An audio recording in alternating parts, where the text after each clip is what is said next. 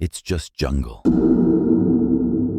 Until it isn't. In 1967, Firebase Echo vanished off all U.S. military records. Burned, redacted, erased. The last transmission was one line. "Sir, something just saluted us from the tree line." The fog never lifted from that valley. Pilots reported figures that didn't show up on infrared. Rangers saw entire patrols walking in formation, only to realize they weren't human. The ground there grows warm when it should freeze, sometimes at night. The red goggles hum on their own. One survivor tried to draw what he saw, and just before he stopped speaking, he asked the nurse one question. If I was the one who survived, why is it still watching me?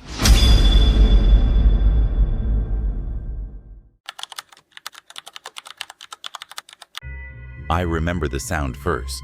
The rotor wash drowned everything. Trees, bugs, even our nerves. But underneath that, it was quiet. Too quiet for a fire base this deep in the jungle. We dropped fast. No welcome, no radio handshake, not even a flare. Firebase Echo looked abandoned, half swallowed by green. The comms tower leaned like it had been pushed. Canvas tents flapped, but no one stepped out. And the American flag on the pole, half-mast, ripped down the center. We hit the dirt, rifles up, goggles strapped, heads on a swivel. "Echo, this is Outlaw 3-1, I said into the handset. "We're boots down. No eyes on friendlies. Requesting sitrep." Static. Boone muttered, "Bad juju already." The moment Ortega powered on the red phosphor goggles, he stopped moving. "What is it?" I asked.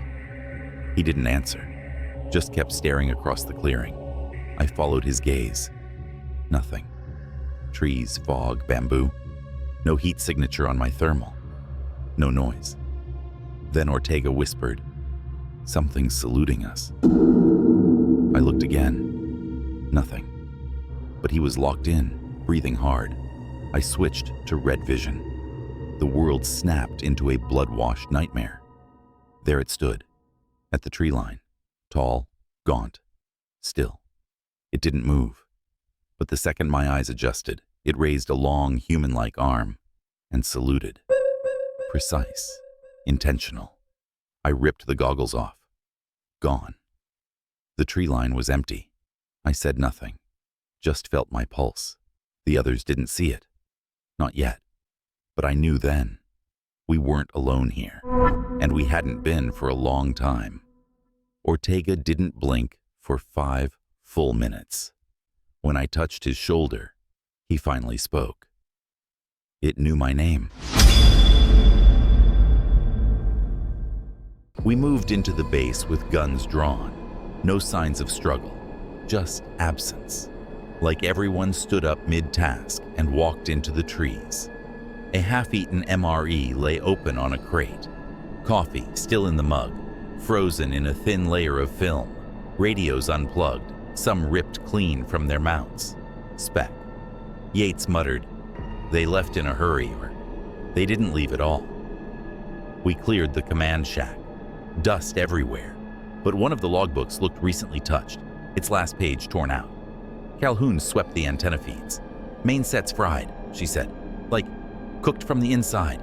Surge, maybe?" Yates got a backup comm running. The speaker whined, high-pitched, then settled into static. Ortega tapped into it, trying to pull signal. The red goggles hung from his neck, but he hadn't touched them again. He looked pale, sweating. Then the comms crackled. A voice, thin and warped, came through, low volume. Just one phrase. "Don't follow the salute." We froze. What was that? Boone whispered. Yates turned white. That wasn't in English. It was, Ortega said quietly. You just didn't want to hear it. I grabbed the recorder unit. Nothing had logged. The tape stayed blank. We scanned the jungle perimeter again. No movement, but I could feel something pressing on the back of my neck, like being watched through glass. We ran another sweep of the bunker. That's when we found it. An empty cot, blood-stained boots beneath it, a pair of red goggles hanging from the tent pole above, lenses cracked, wires exposed, the soldier's dog tags still looped around the strap. They weren't faded. They were warm. Boone held up the tags. "They're still registered," he whispered. "Problem is, this guy was declared KIA last month." We set up a temporary perimeter and regrouped in the ops tent. I kept glancing at the red goggles hanging from the cot pole. Yates couldn't stop staring at them either. "They shouldn't be warm," he muttered. "They've been untouched for weeks. Power's drained, wiring exposed. It's impossible." Ortega sat on a crate, silent. He hadn't said a word since that voice came through. Boone passed him a canteen. "Drink. You look like you're about to pass out." Ortega nodded, but his eyes didn't move from the tree line outside the tent flap. Yates gave in to his curiosity and started rigging the goggles to an auxiliary power cell. "Let me try something. I want to see if I can record what they're seeing." I didn't stop him. I should have. The moment he connected power, the lenses blinked once, then snapped on with a sharp click and red glow. The feed linked to a portable monitor. At first, static. Then something moved. Not in the jungle. Inside the tent. I turned. Nothing there. But on the screen, blurry, tall, standing behind Ortega. A gaunt outline, like heat shimmer through blood. Yates leaned in.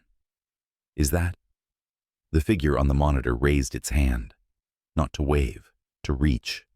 Ortega flinched, swatting blindly behind him like he felt something on his neck. There was nothing there. But the screen showed the figure's hand, almost touching him. Almost. Yates yanked the cables out. The screen went black. Everyone was silent for too long. Then Calhoun asked the question we were all trying not to think. If they're only visible through red, does that mean they've always been here? I looked back at the goggles. The lenses were still glowing, but they were unplugged. Boone found the journal under a collapsed footlocker near the medical tent. Torn, waterlogged, but most of the pages were legible. The name inside, Lieutenant Alan Reese, declared MIA 3 weeks ago. Boone read aloud while the rest of us listened in silence. March 2nd. Night patrol came back wrong. Same faces, but they stood too still. One kept saluting. Wouldn't stop. March 4th. Saw something between the trees, like it was waiting for me to look. When I did, it waved. March 6th. Ortega said it knew his name. I never told him mine. I looked at Ortega. He didn't react. He just kept cleaning his rifle. Slow, methodical, too calm. The last page Boone read had only one thing on it. A sketch. A figure. Tall and impossibly thin. Arms too long. No eyes, just circles. Dozens of them. Spiraling where the face should be. And underneath it, scrawled in smeared pencil, "It sees through us." I flipped through the rest. Symbols. Concentric circles, stacked triangles, rows of tiny dots. Yates took the journal and froze. "I've seen these before." He pulled out a folded map from his kit, one of the patrol routes. In the margins, someone had marked the same symbols at 3 coordinates. Firebase Echo was sitting dead center between all 3. We stared at the map. The geometry was too perfect to be random. Boone exhaled. "It's a trap. This whole firebase is sitting in the middle of something." The comms crackled again. Same voice. Same distortion. "We never left." I looked at the red goggles still hanging on the tent pole. There were now 2 sets. I only remembered one, and neither of them had straps. They were sitting upright, like someone had set them down and left them watching. We doubled the perimeter and set watch rotations. Calhoun volunteered for first shift, perched on the sandbag line with her rifle and scope, eyes fixed on the tree line. Yates rigged motion sensors along the north and west edges. Boone paced between the tents, chain-smoking. Ortega hadn't moved from his cot, still hadn't touched the goggles. I stepped into the old comm shack, hoping to make sense of anything. Static still filled every channel, until I tried the encrypted frequency used for SOG Deep Recon. The receiver hissed, then cleared. A voice cut through. Mercer. I froze. You shouldn't be here. The voice was calm, familiar. It was my voice, saying words I hadn't said. I yanked the headset off, but the speaker kept going, repeating the phrase, louder, distorted, as if someone was dragging it through metal. I ripped the power cable out. The static didn't stop. That's when Calhoun called out. Movement, east wire. We rushed out. Motion sensors were going wild, blinking red in every direction. Too fast to be VC, Yates muttered. Too quiet, Boone added. Calhoun pointed. There. Through the trees, shapes flickered, just long enough to register. Barely there silhouettes. They moved sideways, without sound, like film played in reverse. Boone raised his rifle. I stopped him. You won't hit what you can't see. Then the motion sensors cut out. Silence. The red goggles in Ortega's lap powered on by themselves. He stared into them again. No hesitation. I asked what he saw. He didn't answer, but slowly his hand lifted to his forehead. He was saluting. I grabbed his shoulder. His skin was freezing, his pulse slow, and he whispered, "They're behind the wire, watching us breathe." I assigned everyone to lock down and kill the lights. We switched to red lamps, but even those felt loud. The jungle outside looked thicker, heavier. Calhoun tapped her scope twice. Trees shifted. I swear to God, that tree wasn't leaning an hour ago. Inside the ops tent, Yates played with the old field recorder we found beside the goggles earlier. It looked dead. No power. Battery casing rusted through, until it clicked on. No one touched it. The reel turned. No tape inside.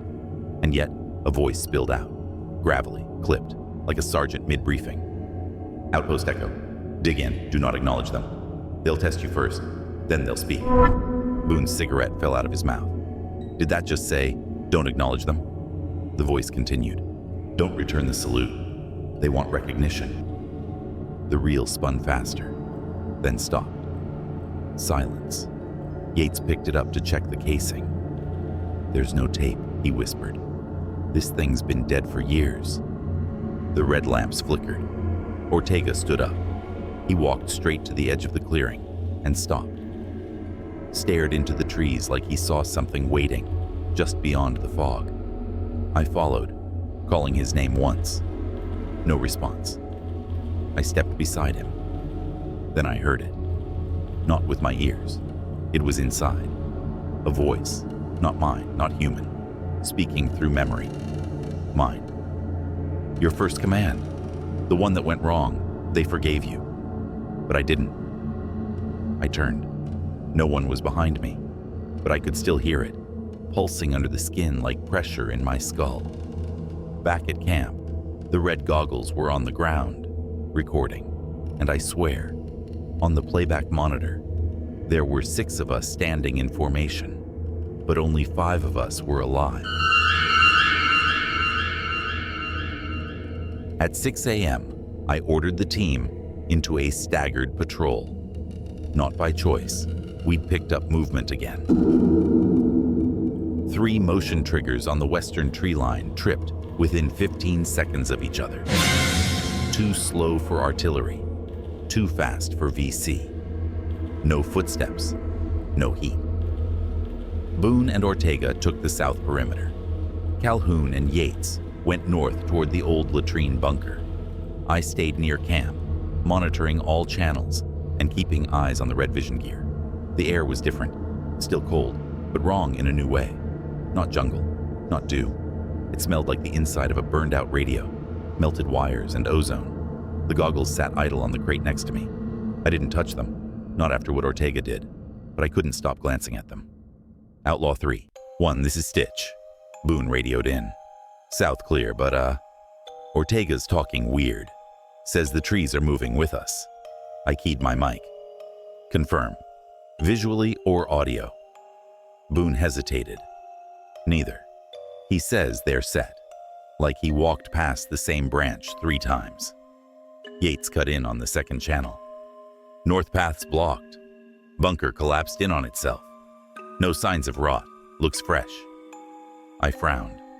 "Fresh collapse in a decades-old structure?" "No. I mean the mud looks poured. Like it was placed there. On purpose." Calhoun's voice chimed in, tight. "Eyes on something moving. Tall. 4 clicks ahead. It's saluting." The red goggles on my crate powered on again. No one was touching them. And on their flickering screen, I saw Calhoun and Yates from above, as if someone else was watching them from inside the jungle. Yates and Calhoun doubled back toward camp, but something was off. Their path curved too much. 5 minutes of walking, no visual on the Firebase. The jungle seemed to stretch unnaturally, as if the terrain was folding. Calhoun whispered over comms. "We passed that same log twice. Same burn mark, same angle." Yates replied, voice low. "Either I'm losing it, or we're being rerouted." They stopped at a fallen tree. Yates scratched a mark into the bark with his knife. 10 paces later, they hit the same tree. Same mark, same direction. Back at camp, Ortega stared at nothing. "They're watching how we think," he said. "Not how we move, like rats in a box. They're learning." Boone returned with Ortega moments later, his eyes wide. "There's frost out there." "Frost. On jungle leaves. In daylight." "Where?" I asked. He pointed toward the south perimeter. "Same path we took twice. Didn't notice it the first time." I followed. He wasn't lying. A thin layer of ice covered the top edges of the bamboo stalks, glittering faintly in red tint. I touched it with my glove. It cracked like glass. Back on the northern patrol, Calhoun and Yates finally emerged, directly from the west, not north. Yates looked sick. Calhoun was shaking. "I saw myself," she whispered. "For a second, I was standing still in the trees, watching me." Nobody moved. Nobody spoke. Yates dropped his gear and pulled out the map. He'd drawn a red spiral in the center of the grid. "That's where we are," he said. "That's not a location," Boone muttered. "That's a symbol." I stared at the red goggles. They were now pointing upward, tilted toward the jungle canopy, and from inside the trees above came the faint sound of boots, hanging, not stepping. Yates spent the next hour reworking the red goggles' output feed. He was obsessed now. "If we can't trust our eyes," he said, "we record theirs." He wired the lenses to the portable monitor again, this time adding a capture device, an old-school tape deck spliced into a battery rig. Every piece hissed or buzzed, but it worked. Boone muttered, "You ever think maybe these weren't supposed to work again?" Yates ignored him. The monitor flickered to life. At first, static, jungle, shadows. Then a shimmer moved across the screen. Human shape, center frame. Red eyes pulsed. It tilted its head, curious, like it was studying the camera itself. "It's watching us watch it," Yates whispered. The tape clicked. We replayed the last 10 seconds. Same jungle, same shimmer. Only now, the figure was closer. Replayed again. Closer. Yates froze. "It's adjusting to the playback delay." Calhoun stepped back. "That's not possible." We kept looping the footage. Each time the figure moved closer. Not in motion, but in position. Still frozen frames. First at the edge of the trees, then halfway through, then near the lens. It had no mouth, just grooves where the skin sank inward. The eyes pulsed with light, not reflection. Ortega began to breathe heavily. He stared at the monitor, lips parted. He said, "It knows we're recording." I killed the feed, yanked every cable out. The screen went black. The tape kept running. I picked it up, hands shaking. From the deck, one final phrase whispered through warped static. "Stop rewinding us." Then it hissed and melted in my palm. The plastic warped like it had been microwaved. Boone backed away. What if every time we watch it, it learns something new about us? Yates insisted we run another sweep of the Firebase's outer buildings. He was convinced something had changed. "Not terrain," he said. "Layout." We split into pairs. Boone and I took the south supply hut. Ortega stayed in the tent, rocking slightly, murmuring fragments of prayers in Spanish. Calhoun and Yates went back to the latrine bunker, the one they'd found collapsed just hours earlier. Minutes passed. Then Calhoun called in, voice tight. "It's open." "What is?" I asked. "The latrine bunker. The door's clear. No mud, no collapse. It's like it was never blocked." I signaled Boone. We hustled over. The bunker door, steel, reinforced, pitted from age, stood wide open. Fresh footprints let in. One set, bare feet. I scanned for prints coming out. None. "Did one of us go in?" Boone asked. "No," Calhoun said. "We've all been together." Inside, the air was cold. Not damp like it should have been, just empty, like a vacuum. The walls were lined with peeling maps and old notices, all standard issue. Except one, a paper taped at eye level, fresh, not weathered, typed in perfect courier font. "They see the salute as permission." I pulled it down. The back of the page was marked with circles, dozens, overlapping, like the sketch from Reese's journal. From the far end of the bunker, Yates called out, "Mercer, come look at this." We followed his voice. There was a hole in the back wall. Not blown open, not dug, just wrong. Like the concrete had folded outward, peeled into the jungle behind it. And beyond the wall, red fog, thick, pulsing faintly. Boone stared into it. "I think this is where they come through." I said nothing, because the concrete wall had resealed itself behind us, and the radios had gone completely silent. No one spoke for a moment. We turned, and the wall was there again, intact, sealed, same cracks, same bullet pitting. No trace of the hole, no trace of the fog. Yates reached out and touched the concrete. This wasn't here 2 minutes ago. Calhoun's radio sputtered back to life, barely a whisper. "Can't follow them back. Don't let them finish the circle." It cut out. "Was that Reese?" Boone asked. "No," I said. It sounded like Ortega. "But Ortega's back at the tent."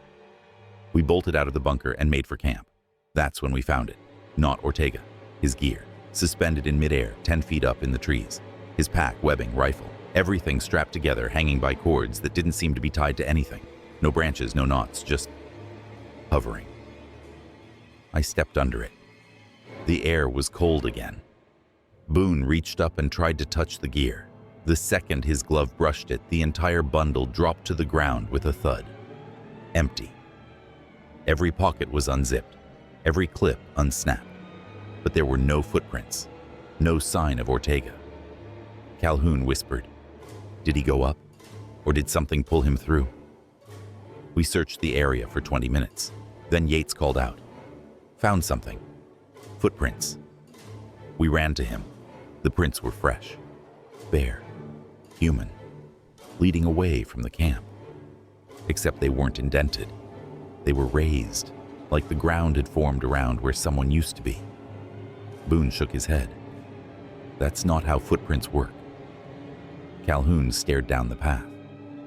"We're being shown things," she said, "but not for our benefit." I looked at the red goggles lying on the ground where Ortega had last sat. They were now facing inward, toward camp, as if whatever was watching had moved inside the perimeter. We regrouped in the command tent, one man down. I didn't say it, but everyone knew. Ortega was gone, not captured, not dead, just removed. Yates went quiet, flipping through Reese's journal like he was searching for a map no one had drawn. Calhoun sat at the edge of her cot, staring into space. Boone paced near the exit, whispering to himself. Then the radio snapped on. Not our portable comms. The base unit, the one that hadn't worked since we arrived. It crackled once. Then a voice came through. Clear. Calm. Outlaw 3-1. This is Firebase Echo. Come in. I grabbed the mic. Echo, confirm. Who is this? Silence. Then. Status report acknowledged. You may proceed to Phase 2. Boone froze. That's not a voice I know. Yates stepped forward. Playback it. I hit the replay. Same message. Only this time, the voice was mine. Exact cadence. Exact tone. I hadn't said those words. Boone backed away, muttering, "Nope. Nope, that's not right." The recording repeated, glitching halfway through, looping the words Phase 2 over and over. Calhoun finally stood. "That's the command phrase for asset containment," she said. "Nuclear teams use it. We're not nuclear." Yates dropped Reese's journal on the table. The final page had changed. Before, it was blank. Now it held a single line, written in dark red ink. "You already saluted." I looked around. Everyone was quiet. That's when I realized what we'd done. We hadn't just seen the entity, we'd acknowledged it. And now, the red goggles, still unpowered, glowed faintly. Not red this time. Amber. Boone spoke first, voice tight. "Has anyone else been hearing the hymn?" No one answered. But from outside the tent, soft and distant, came the sound of humming. One voice, then three, then silence. Yates took us back to the playback station just before dusk. He'd connected Reese's journal markings with seismic readings found on a salvaged base terminal. "There's something under this firebase," he said. "A cavity, circular, deep." "How deep?" Calhoun asked. He pulled up the data. 50 meters, maybe more. Boone scoffed. "There's no elevator." "There doesn't need to be," Yates said. "It's not on the maps, but we keep circling it. Every time the terrain shifts, it pulls us toward the center." He traced Reese's symbols again. The spiral, the triangle inside it. "I think we're already inside part of it. We just don't realize it."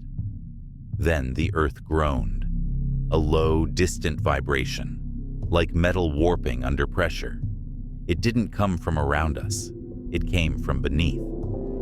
Calhoun ran to the edge of the clearing. Her boot hit a patch of frost, and she stumbled, right through a spot where the ground looked solid. She didn't fall.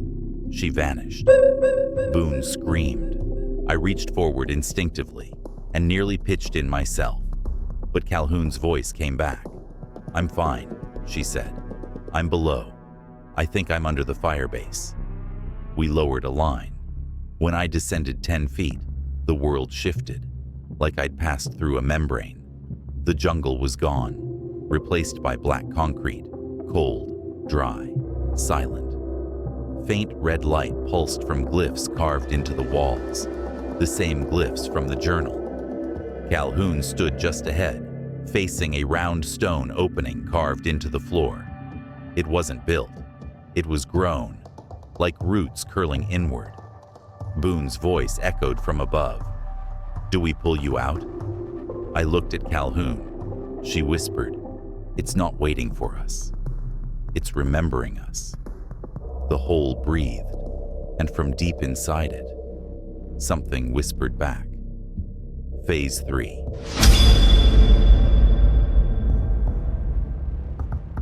We didn't go farther down the tunnel. Not yet.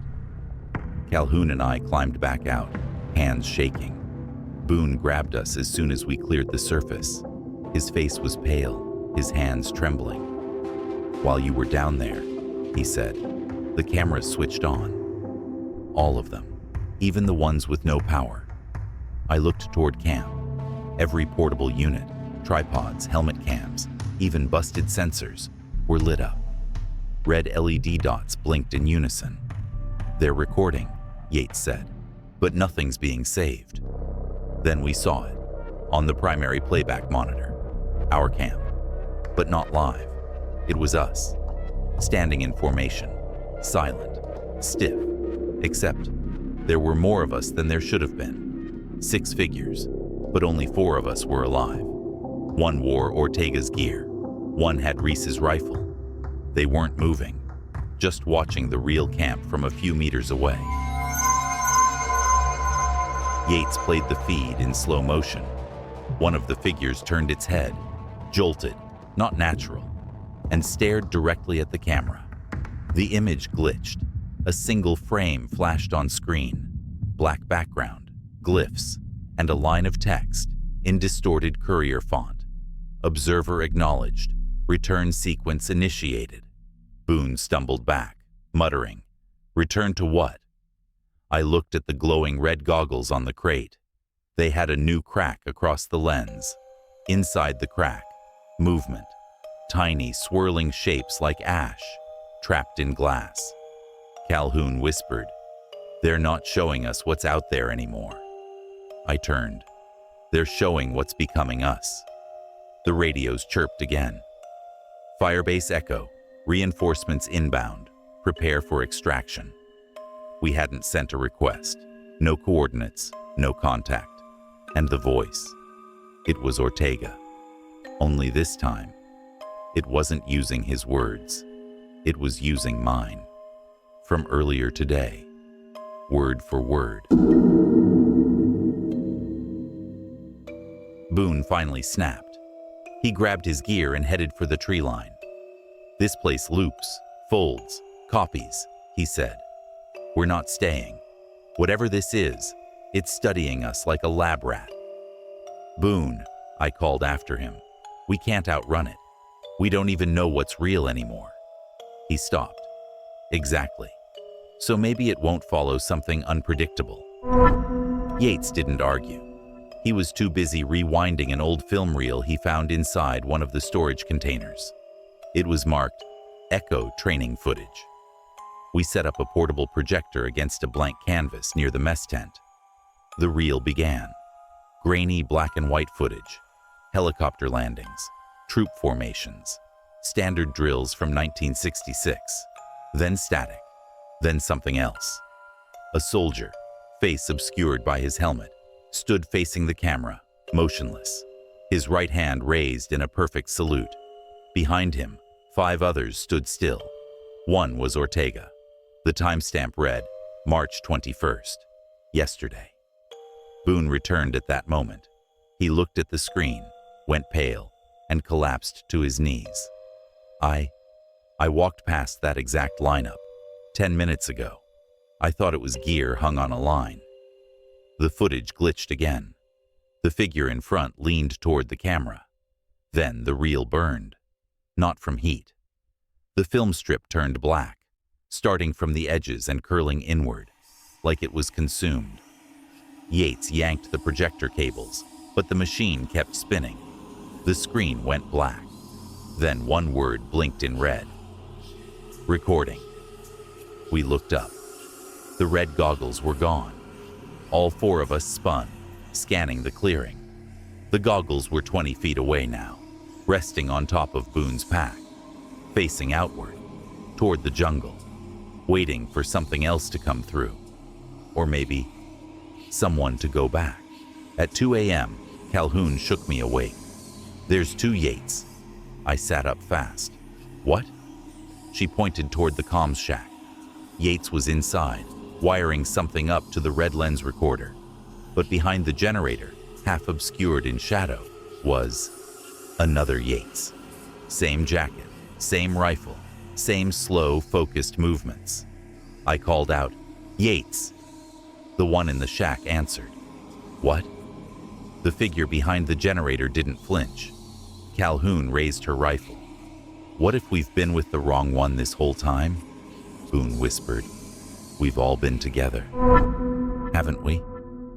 I approached slowly, heart pounding.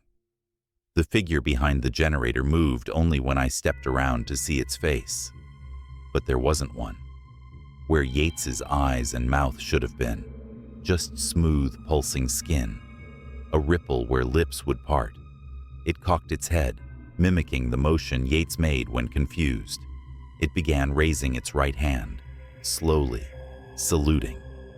The real Yates shouted, "Don't!" Too late. I looked. My eyes met its invisible gaze through the red glow of the goggles around my neck. The world shivered.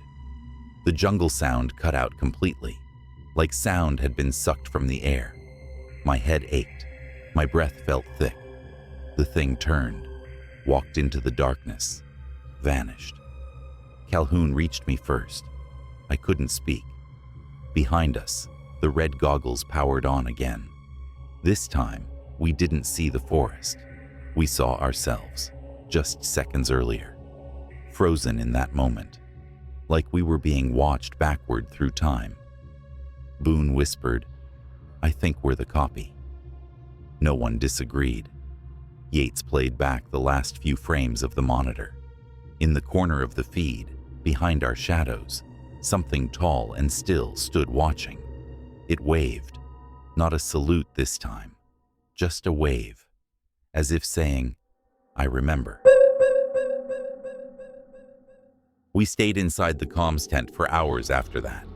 No one spoke much. No one wanted to ask what the copy meant, or why we'd seen ourselves from outside. Boone finally broke the silence. "They don't kill us right away." "Why would they?" Yates said quietly. "They're learning." I checked our gear. Ammo untouched, food supplies fine. But every battery pack? Dead, drained, even the sealed ones. The only devices still running were the red spectrum systems. The goggles weren't tools anymore. They were channels. The static on the monitor returned, then shaped itself, like fog curling into letters. The screen flashed. "One of you remembers." Then the tent lights dimmed, and the air dropped 10 degrees. My breath fogged in front of me. From the corner speaker, something began to speak. Not in English, not in any language. But I understood it.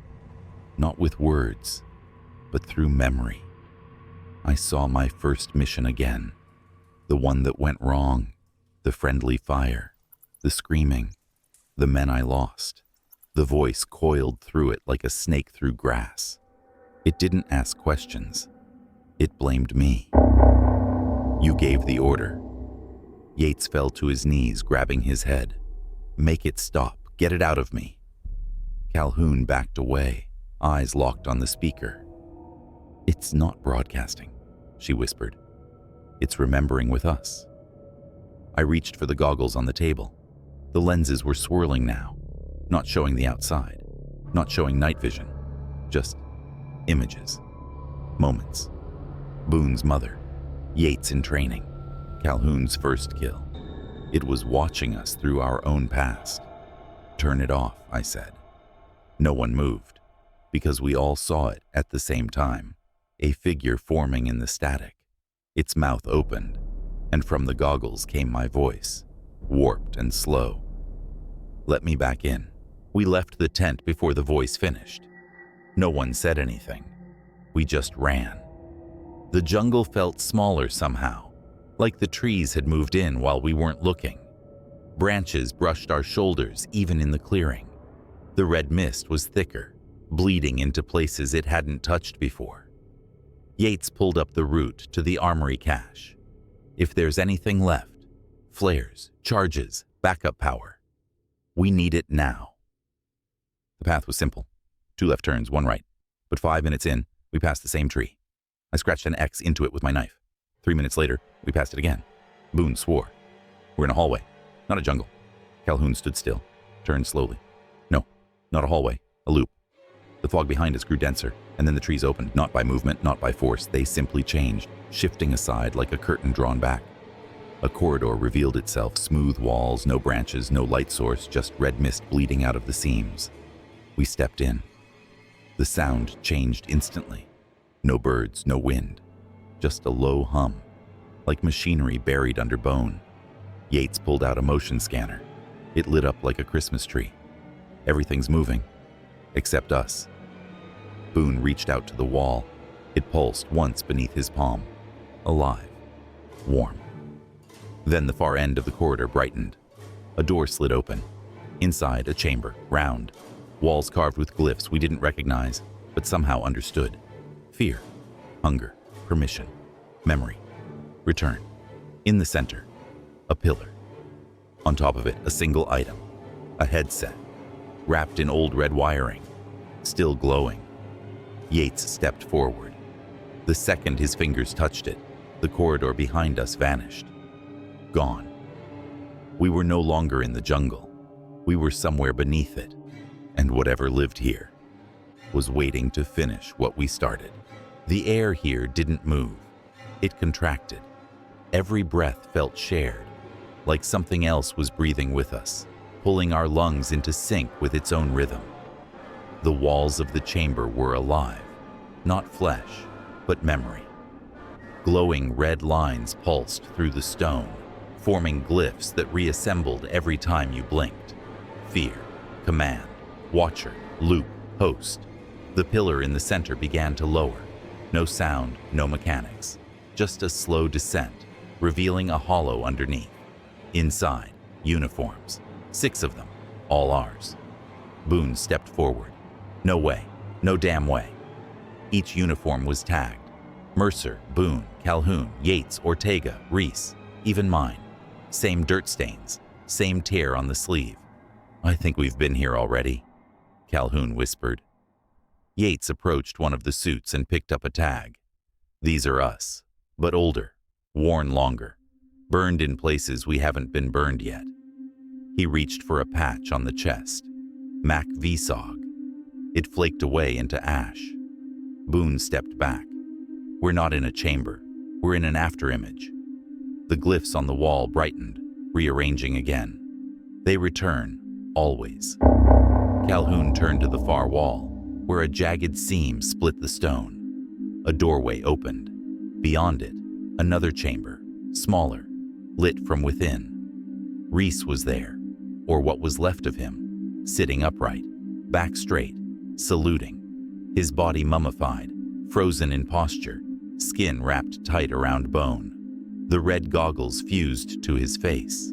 On the wall behind him, dozens of sketches, spirals, salutes, red eyes, and in the center, drawn in a hand, I recognized as my own. We never stopped watching. Boone whispered, if this is where they remember us, then what happens when they forget? Behind us, the pillar rose again, and Reese turned his head. Reese didn't move like something alive. He shifted like tape playing in reverse, joints bending the wrong way first, then correcting, like his body was catching up to old footage. The red goggles didn't glow. They pulsed, slow, like a heartbeat. The light came from inside his skull, leaking through cracks in the bone. Calhoun raised her rifle. Don't, I said, if he's still in there. Reese's jaw opened. No breath, no vocal strain. But from inside him, we heard a voice. Debrief begins. Operation Red Window. Yates froze. That's a black class op. Vietnam era. Location compromised. Observer identified. Personnel overlap exceeds threshold. The chamber began to dim, the walls going dull. Glyphs faded. Return protocol active. Observer memory merging. Boone looked at me. That's us. It's syncing with us. I stepped closer to Reese. His lips didn't move, but I knew the voice was aimed at me. Sergeant Elias Mercer. Memory stack incomplete. Fragmentation detected. My hands trembled. I've never been here, I whispered. Yates turned the journal to its first page. The ink had bled through, forming new words between the lines. He has. We all have. Reese raised his hand. Another salute. But this time his fingers were pointed inward, toward his own chest. Not a greeting, a surrender. I reached up slowly and removed the goggles fused to his face. They came free with a wet sound. Beneath them, empty sockets, hollow and red. Behind us, the chamber door slammed shut, and from the back wall, another voice whispered. No tech, no speaker, just stone vibrating air. Now you see what we remember. The wall opposite began to breathe, expanding, splitting, peeling back like skin stretched thin. There was another tunnel beyond it, and something waiting just past the edge. The new tunnel wasn't carved, it was peeled. The stone walls rippled like muscle under tension, fibers of glowing red streaking through veins of blackened rock. Boone refused to move. This isn't a structure, it's a thing. Yates stared at the floor, whispering to himself. Everything's symmetrical, except the path. It wants us to walk crooked. Calhoun stepped forward first. We came this far. Whatever's down here, we either finish it or we stay. The second her boots crossed the threshold, the air changed. I followed. Inside, the tunnel tightened behind us. No sound of Boone or Yates, just the thump of our boots and the distant sound of breathing. Not ours, deeper, slower, like the world exhaled once every few minutes. We moved deeper.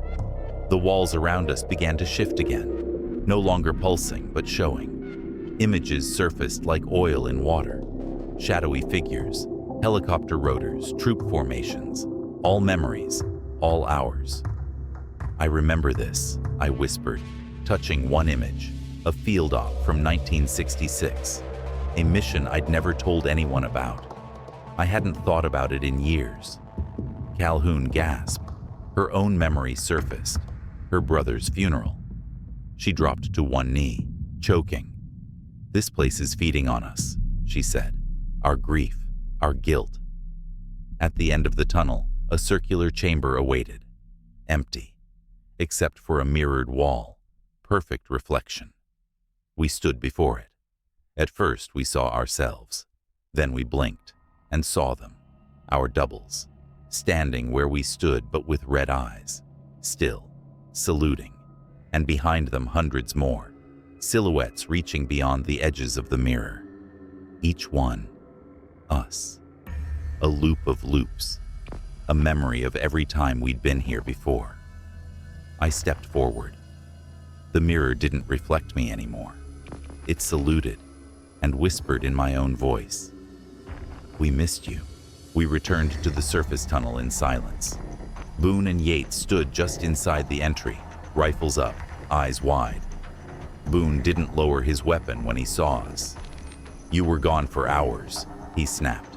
We heard screaming, your screams, Mercer's, Calhoun's. I checked my watch. Barely 20 minutes had passed. Yates looked pale. I tried to go after you, but the entrance, it kept shifting. Every time I blinked, it moved left. Boone stepped closer. I saw you two die in that chamber. I watched the monitors, your vitals flatlined. I shook my head. We didn't die. We saw echoes of us, of others. Boone laughed. Once, dry. Number, I think you came back wrong. He pointed the rifle at me. Yates stepped between us. Boone. Boone's eyes were red, not glowing, bloodshot, tearing. I'm not doing this again, he muttered. Not like Reese. Not like Ortega. This isn't real. You aren't real. Calhoun whispered, put it down. Please. He didn't. So I stepped forward and said the one thing that shattered him. You were never on this mission. Boone blinked. His grip loosened. I held up the roster. Look, your name's not here. It's never been here. He dropped the rifle. Yates stared at Boone. Then who's he been? The wall beside us began to breathe again, and Boone, silent, shaking, walked straight toward it. The wall opened. He didn't scream. He didn't hesitate. He stepped in and was gone. No sound, no trace. Just a faint whisper from the open stone. Boone Mercer, memory stacked complete.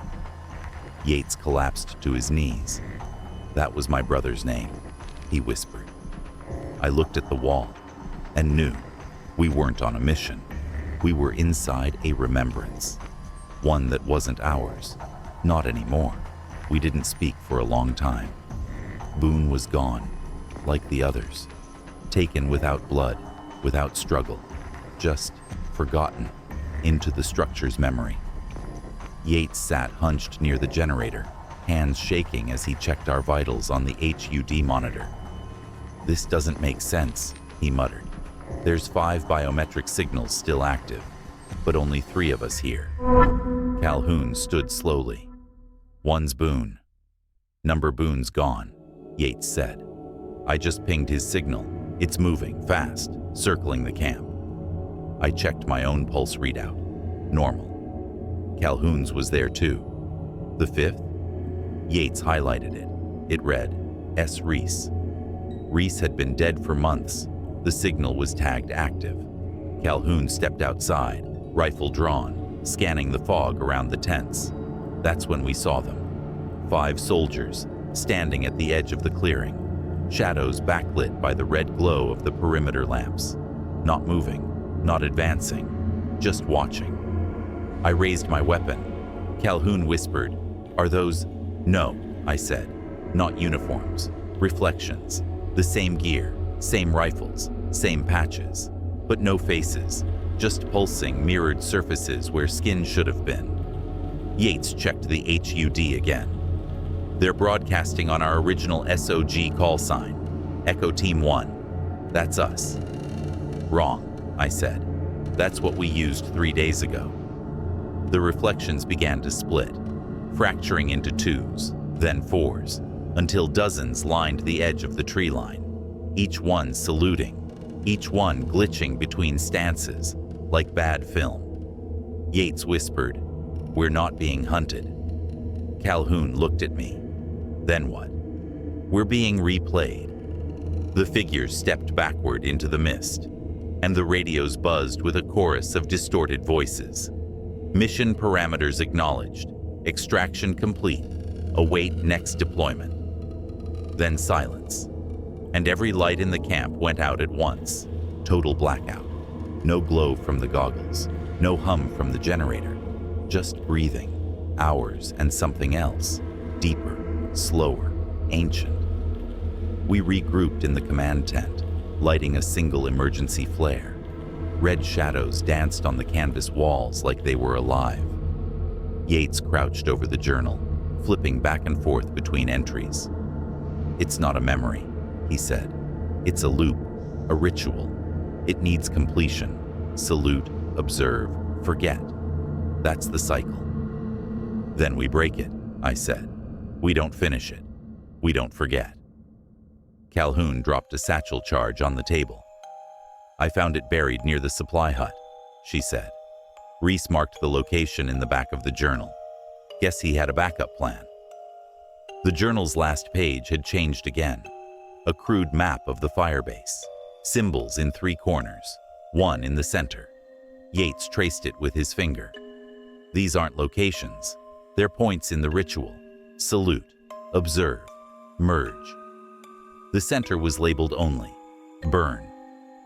"If this place feeds on memory," Calhoun said, "then we bury it in something it can't digest." I looked at the map again. The central chamber, the first one we'd entered, lay directly beneath the command tent. The entire camp had been built on top of it, on purpose. Calhoun rigged the charge to a pressure detonator, set for collapse. Minimal delay, final option. Yates handed me the red goggles.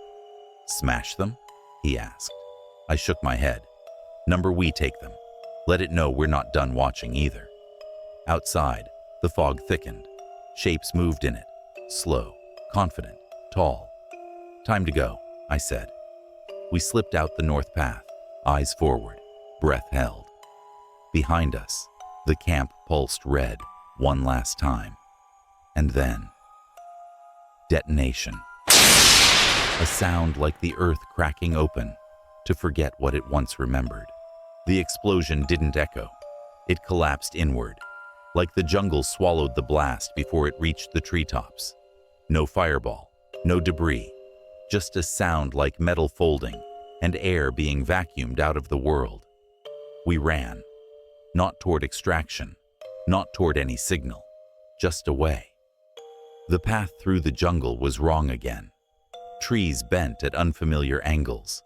Roots pulsed red beneath the frost. Every now and then, I saw flashes through the branches, moments from before. Reese smiling, Ortega humming, Boone lighting a cigarette. But no one was there. Yates stumbled beside me, coughing hard. Calhoun helped him up. "We're almost out," she said. "How do you know?" I asked. She looked ahead. The red fog ended, sharply, like a drawn line between memory and real world. A helicopter hovered just beyond it. U.S. markings, engine whining, blades spinning hard against the heavy air. I keyed the emergency flare. One chance. The pilot dipped once, a signal, acknowledged. We moved. As we crossed the fog line, something pulled, not physically but inside, like memory clinging to muscle, like the air didn't want to let us leave. I turned once and saw the clearing behind us, empty, untouched, no crater, no wreckage, just frost-covered jungle, no signs we'd ever been there, except the red goggles in my hand were still glowing, and as we boarded the bird, I heard it again, not through the radio, not through the headset, from inside my own voice. Debrief incomplete. The pilot said nothing as we lifted off. No questions. Yates didn't speak. Neither did Calhoun. We flew over miles of jungle. But part of me stayed behind, trapped in the memory of a place that remembers back, a place that doesn't let go, and worse, a place that salutes. They flew us to a black site, not a field hospital, not a base, someplace quiet, no insignias, no questions, just medical forms and a locked debrief room with too many cameras. Calhoun sat across from me. Her hands didn't stop shaking. Yates had been silent the whole flight. When the medtechs pulled off his shirt, they found bruises across his chest, in the shape of a hand. 5 long fingers, burned in, as if from heat and cold at once. The room we were placed in was padded. White walls, no corners, just 2 cots and a table. The red goggles sat in a sealed plastic case on the floor, untouched, until they weren't. I woke up at 200 hours. Calhoun was asleep. Yates was sitting on the floor, goggles in hand, breathing slow. "What are you doing?" I asked. He looked up. "I didn't pick them up," he said. His voice was flat, distant. "They were just on my face when I woke up." Calhoun stirred. "Stop messing with them." Yates set them down. We didn't sleep. At 0600, the door opened. A man in a suit entered. No name, no patch, just a folder in his hand. "Debrief begins," he said. "Tell us about Firebase Echo." I opened my mouth, and nothing came out. Not fear, not silence, just static, in my head. The man waited. He nodded once, closed the folder. He turned to Yates. "You've drawn it again." Yates looked down. He'd carved a spiral into his arm, fingernail deep. Then Calhoun gasped. She turned toward the wall behind us. A new phrase had been scrawled into the padded fabric in faint brown ink. "You looked too long." The red goggles glowed once, then went dark. But I swear, they were still watching. 3 weeks later, I was released. No report, no follow-up, just silence. I didn't go home. There was no point. I rented a storage unit outside Fort Bragg and kept the lights off. Days blurred, nights came loud. Something knocked on the walls, but never from the outside. Inside my head, the voice repeated, "We remember what you forget."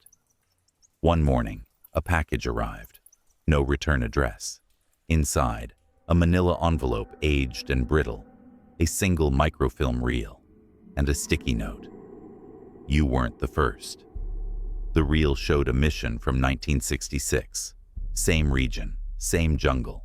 The team wore older gear, but the footage, red vision, grainy, was too familiar. One soldier saluted toward the tree line. In the next frame, the entire team had vanished. The tape glitched, paused, played backward. Then it showed me, in modern uniform, saluting back. The footage ended, and a final frame flashed. Observer confirmed. I smashed the reel, burned the envelope, moved states that night. Didn't matter. Every city I landed in, I'd see them. Reflections in glass, red eyes down alleyways. Sometimes I'd wake up saluting in the dark. I tried recording it, but every tape came back blank, or showed someone else, someone saluting me. Calhoun never answered my calls. Yates was listed as medically discharged, under Boone's name. Their memories were unwinding, rewritten, or maybe just replayed. I found the red goggles again last night, in my closet. I never brought them. They were glowing softly, waiting. I put them on, and in that instant, I was back in the jungle. Same fog, same cold. Only this time, no footsteps beside me, just a voice behind my ear, whispering like static. Phase 4 begins with you. I kept the goggles on for 7 seconds. That's all I could handle. When I pulled them off, I wasn't in my room anymore. I was back in the tent. Not a dream, not a memory. Present. Reese sat across from me, goggles fused to his face again, unmoving. The walls were stitched with glyphs made from dried blood and wiring. The floor beneath me pulsed faintly, heartbeat rhythm. I reached down. My hands left no shadow. The light had no source. My headset clicked. Mercer, debrief in progress. You were never cleared to leave. The voice was Boone's. I turned slowly. He stood by the entrance flap, face untouched, clean-shaven like he hadn't seen combat in years. He held a clipboard. There's been an overlap, he said. Memories out of order. You were sent too early, or maybe too late. I tried to speak. Nothing came. He stepped forward and placed the clipboard on the cot beside me. On it, a list of names. Mine, Calhoun, Yates, Ortega, Reese, Boone. Each name had a version number beside it. Mercer, V.4 Yates, V.6 Calhoun, V.3 Boone. Classified. I looked up. Boone was gone. Reese too. Just me. And the red goggles, humming again. I picked up the clipboard, turned to the last page. Only one line. When memory becomes protocol, the body becomes optional. The tent flap opened. Outside, hundreds of figures, standing in formation across an endless jungle field. Some wore modern gear, some Vietnam era. Some had no faces at all, just red shimmer where identity once was. They saluted, in perfect unison, and whispered, not loud, not with mouths, but inside my skull. You never left. The goggles powered on. This time, I didn't look away. They say repetition breaks the mind. But this wasn't repetition. This was rehearsal. Each version of me, each mission, each echo, had ended in failure. And yet the system kept running, kept looping, refining. In front of me stood myself. V.1 maybe, or V7. His face was thinner, eyes sunken. He wore the old SOG patch from 1968. He didn't speak. He just held out the red goggles. And I, Volume 4, Volume 5, took them. As they touched my hands, I saw everything. Every loop, every team. Firebase Echo wasn't a location. It was a process. A memory loop run by something far older than war. Something that watched us watch it and learned to become us. Behind me, the tent collapsed inward. The jungle around us folded like origami, one tree into another, one sky into a darker version of itself. And then, Observer Mercer, confirmation complete, loop stable, The sky bled red, and across the clearing, a new figure stood, massive, cloaked in shimmer. The original question mark, the source. It saluted, not as mimicry now, but with command, and I returned the gesture. In that moment, I understood. This wasn't about vision, or combat, or even survival. This was about memory submission, about who would carry the next version forward, and I accepted it. The goggles slid over my eyes. Darkness, then static, then Echo Flight 019, this is Firebase, standing by for next insertion. I smiled, because I knew the answer. It had already been written. Deploying now. And just like that, a new team stepped out of the bird, red fog waiting, and I stood at the edge of the tree line, not to greet them, but to watch, to remember, to wave. The fog never ends. It circles, above, beneath, inside. I don't know how long I've been walking. My boots don't leave tracks anymore. My breath doesn't fog. Time is gone. Then I see it. Another fire team. Just silhouettes at first, moving slow through the mist, rifles raised. They don't see me. I don't think they can. I move beside a tree, press my back to it, and watch. One of them pauses, lifts something to his eyes. Red goggles. He gasps, takes a step back, and looks directly at me, number through me. He whispers something over comms.